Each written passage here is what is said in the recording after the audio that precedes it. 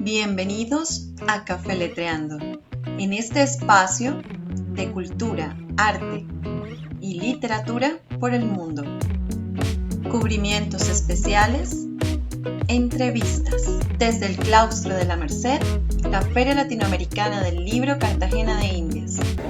Bienvenidos a Café Letreando, soy María Alejandra García Mogollón y estamos aquí nuevamente en la Feria Latinoamericana del Libro Cartagena de Indias en esta sexta edición y con un grandísimo invitado, un escritor que, mejor dicho, llevo en el alma, nuestro querido Adolfo Ceballos con este espectacular libro Perro Viejo de Collage Editores. Bienvenido. Bueno, muchas gracias por la invitación y muchas gracias a las personas que nos están viendo ahora mismo. Sí, Perro Viejo es una novela negra, policíaca, de thriller criminal, de bandidos, de gángsters, de subtramas, de callejones oscuros, de persecuciones, y fue ganadora del premio de estímulos del Distrito de Barranquilla de novela. Excelente. Se premiaron unas 3 o 4 y una de ellas fue esta novela, sobre todo por la propuesta original de hacer una novela de este estilo policíaco del thriller, pero que no se hiciera, o sea, que el thriller no se realiza como escenario en Barranquilla ni en Cartagena, sino en una ciudad ficticia con unos patrones sociales ficticios, pero que simulan mucho los de otras ciudades. Que reflejan lo que sucede en la ciudad, lo que reflejan toda nuestra sociedad como tal, sí, porque y que nos traen a colación este tipo de situaciones que son truculentas, pero que nos llaman muchísimo la atención, finalmente. Así es, este tipo de género permite mostrar las subcapas de la sociedad, ¿sí? La que está pues, como visible, pero los otros mundos o submundos que subyacen en las ciudades, sobre todo en las ciudades modernas como ahora. Entonces la ciudad se llama Monsalve, entonces Monsalve tiene su policía corrupta, tiene sus barrios de tolerancia, tiene sus barrios donde viven los ricos, tienen sus zonas delimitadas, los personajes que están allí que conviven. El personaje principal precisamente es digámoslo así, es un matón retirado y le toca regresar a Monsalve después de 30 años, ya viejo, ¿ya? Y entonces él debe de alguna manera resarcir un entuerto que dejó, y a medida que eso se va dando, se van generando una serie de situaciones muy interesantes allí dentro de la novela, porque a la larga le toca competir ahora con un mercenario que es joven, entonces termina siendo también como una especie de duelo entre el viejo y el joven. Como esa experiencia, pero al mismo tiempo el agotamiento de la vida, que se va enfrentando como a esa lucidez de la juventud, pero que al mismo tiempo la inexperiencia de este bandido. O sea, las mañas, que el tipo se los come todo de mañas porque ya es un tipo viejo, curtido y que no come cuentos. Sí, también porque este tipo de novela exige unos ritmos, ¿sí? Para enganchar al lector, la forma en que se deben construir los párrafos, la manera que las frases deben ser directas, tiene unos cánones que hacen que la novela de este tipo de género, que a veces se subestima, que a veces es un género que está como considerado como un subgénero cuando no es así, vende bastante, un género claro, llama muchísimo la atención porque precisamente nos enfrenta a esos demonios que tenemos como seres humanos y como sociedad, que al mismo tiempo los estamos viviendo, pero pues los queremos invisibilizar, pero que realmente son lo que es el fruto de esta ficción, sale de todo lo que se vive en la sociedad. Cuéntame cómo llegó a ti esta historia, cómo fue ese momento para empezar a escribir. Bueno, el género siempre me llamó la atención. O sea, yo escribo varios tipos de género, digamos así, pero este en particular me llamó la atención y quería como explorarlo. Entonces uno comenzó a hacer experimentos y al principio quería hacerlo en Barranquilla, donde yo nací, donde yo vivo, pero eso no funcionaba porque chocaba con la realidad. Yo no podía poner que algo pasaba en tal barrio o lugar, porque ese barrio o lugar estaba ahí, no es cierto. Entonces, pues mirando cómo hacen los grandes, ¿no? Uno siempre imita, ¿no? Entonces... Claro, tiene referentes. Sí, Gabo tiene Macondo, Taco Mala que maneja el maestro Rulfo. Bueno, entonces yo quise también crear una ciudad, que me hice a la tarea de crear el nombre de la ciudad que sonara creíble, realista, pero que no existiera.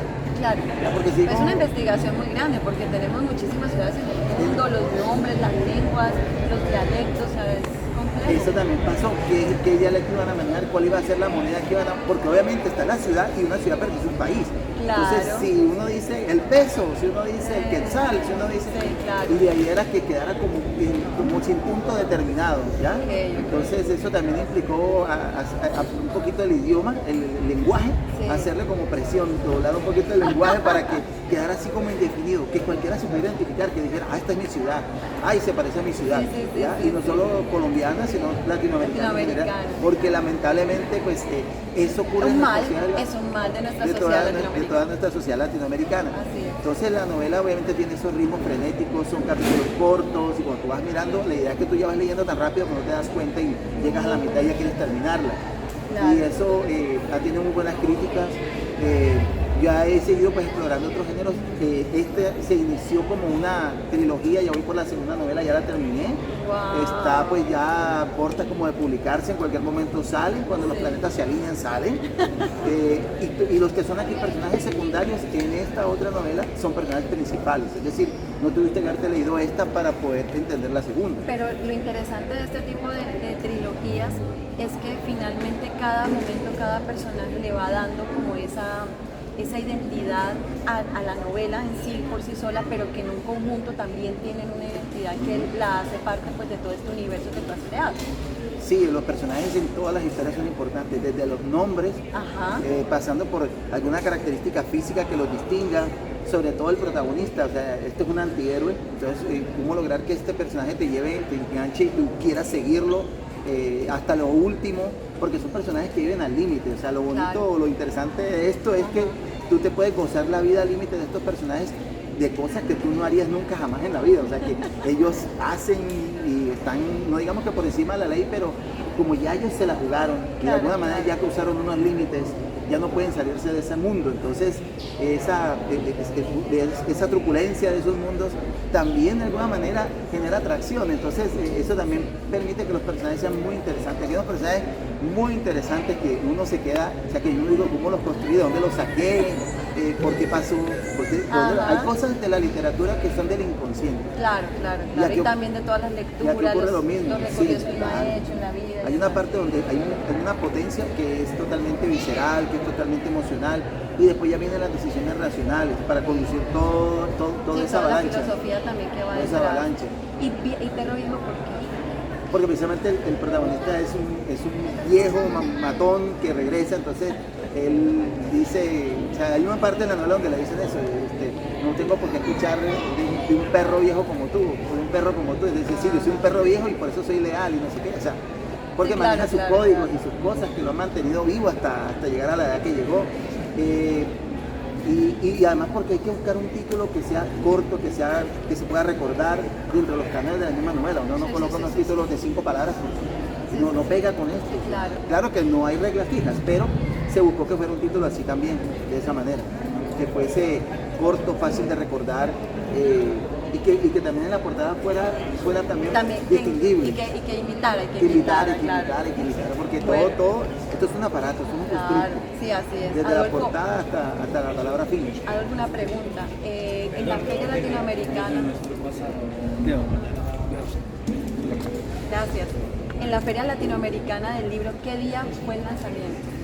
Bueno, aquí nosotros hemos participado en diferentes momentos de la feria. Yo no pude venir desde el principio, yo llegué en estos últimos 3 días, entonces hemos estado en varios puntos.